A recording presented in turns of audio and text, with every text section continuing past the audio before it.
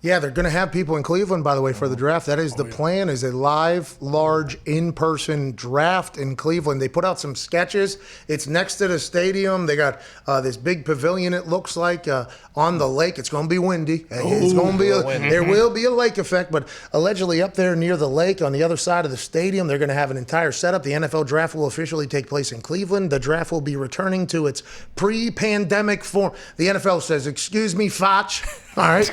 Excuse me, Foch, we got something to say. We're going back to our pre-pandemic form with fans in attendance, prospects invited to attend, and Roger Goodell announcing picks in person. Mask wearing, social distancing, and capacity limits will be enforced via @MySportsUpdate. I think it's going to be a lot like the stadium or the arena I was at yesterday. Only certain places you can stand, kind of be blocked off. But the draft says Roger Goodell wants to perform in front of a couple 100,000 people. The NFL is making dreams come true. We're going to get that thing in front of about 200,000 people. And you don't think we're going to have boats on this lake on the other side. You are wrong. I'm excited to see what type of show they put on, AJ.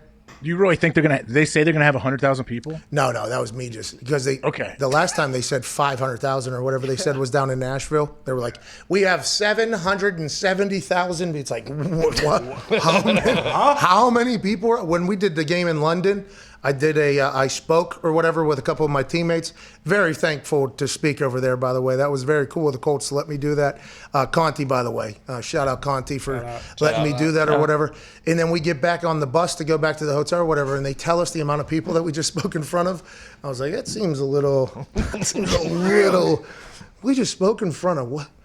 1 billion people. I mean, wow. That's basically what it was like. The number was like 600,000 or whatever. They just counted everybody that was on the street in London, I think. Well, yeah, Jay Glazer reported that, didn't he? I'm pretty sure. So it has to be accurate. Those numbers are big, though. Roger, like, in the live performance world, we've looked this up before. Paul McCartney, I think, has a really high one. Bono? No. Yep, Bono. Bono. Yep, you got it. Bono, Bono did well, but Bono, I think, he had a deal with Apple where his shit went into everybody's phone. He's doing pretty good as well. There's like Roger Goodell. That went over well, too. People love that. That was the worst. It still comes on to this day on my Bluetooth whenever I get into my car. Yep. I still get something like, what is this? I'm like, remember. Yep. They got in. They got in. Could delete it all, but never think of it in enough time. But Roger Goodell has performed in front of so many people. Met physical stunts. He's done the jumping. Shoulder bumps, physical stunts. Jokes.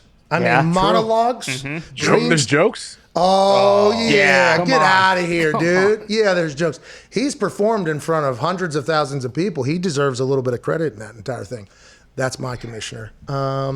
Monday, March 20. Really? Whoa. Yeah, he's my commissioner. You know that. Really? Wow. I don't think he would call it performing that he's doing, announcing draft picks. He should. I think he's a professional. He gives a performance before he starts the announcing. Yes. Netflix should make a documentary on that. Like One Night with Roger. One Night with Raj. I bet he'd give a lot of access. One Night Raj. Imagine the peanut M&Ms. Oh, yeah. That chair. This is my chair where I watch NFL football. My commissioner. He's the best.